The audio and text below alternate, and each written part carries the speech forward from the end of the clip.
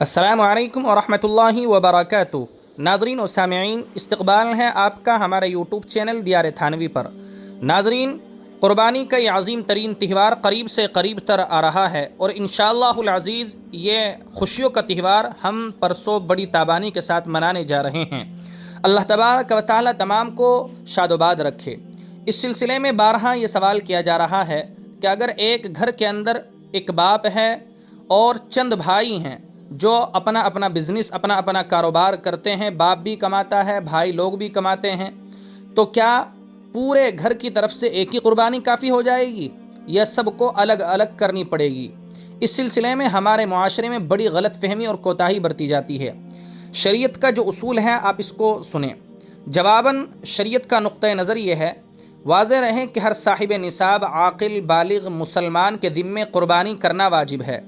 اگر ایک گھر میں چند صاحب نصاب افراد ہوں تو ایک قربانی سارے گھر والوں کی طرف سے کافی نہیں ہوگی، بلکہ گھر میں رہنے والے ہر صاحب نصاب شخص پر الگ الگ قربانی کرنا لازم ہوگی، کیونکہ حدیث شریف میں آتا ہے کہ جو شخص صاحب حیثیت ہونے کے باوجود قربانی نہ کرے تو وہ ہماری عیدگاہ کے قریب بھی نہ آئے۔ آپ علیہ الصلاۃ والسلام نے بڑے غصے والے لہجے میں فرمایا ہے کہ ہماری عیدگاہ کے قریب بھی نہ آئے۔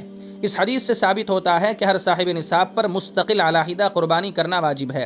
دوسری وجہ یہ بھی ہے کہ قربانی ایک عبادت ہے، لہذا دیگر عبادات نماز، روزہ، حج، زکوٰۃ کی طرح قربانی بھی ہر مکلف بالغ آدمی کے ذمے الگ الگ واجب ہوگی۔ لہذا اگر تمام بھائی اپنی اپنی آمدنی لا کر والد یا والدہ کو مالک بنا کر دے دیتے ہیں اور بیٹوں کی ملکیت میں نصاب یعنی 52.5 تولہ چاندی کی موجودہ قیمت کے برابر نقد رقم، سونا یا چاندی یا ضروریات سے زائد سامان وغیرہ موجود نہیں ہیں، تو اس صورت میں بیٹوں پر قربانی واجب نہیں ہے۔ یعنی کہنا یہی چاہتے ہیں کہ اگر بھائی لوگ کما کر کے لاتے ہیں اور اپنے والد والدہ کو مالک بنا دیتے ہیں، خود الگ سے ان کے پاس مال موجود نہیں رہتا جو 52.5 تولہ چاندی کے برابر پہنچ جائے، تو اس صورت میں بیٹوں پر قربانی واجب نہیں ہوگی۔ اگر صرف والد یا والدہ جس کی ملکیت میں نصاب کے برابر رقم موجود ہے تو اس پر قربانی صرف واجب ہوگی، اور اگر بھائیوں میں سے کوئی صاحب نصاب ہے یعنی جس کی ملکیت میں 52.5 تولہ چاندی کی قیمت کے برابر رقم یا زائد سامان موجود ہے تو اس پر بھی قربانی واجب ہے۔ الغرض جس شخص کے پاس نصاب کے برابر نقد رقم یا ضروریات اصلیہ سے زائد سامان موجود ہو تو اس پر قربانی واجب ہے۔ خلاصہ کلام یہ ہے کہ گھر میں متعدد صاحب نصاب افراد ہونے کی صورت میں تمام گھر والوں کی طرف سے ایک قربانی کرنا کافی نہیں ہوگی، بلکہ گھر کے ہر صاحب نصاب فرد پر اپنی اپنی قربانی کرنا یا حصہ ملانا واجب اور لازم ہوگا۔ گھر کے کسی ایک فرد کے قربانی کرنے سے باقی افراد کے ذمے سے واجب قربانی ساقط نہیں ہوگی۔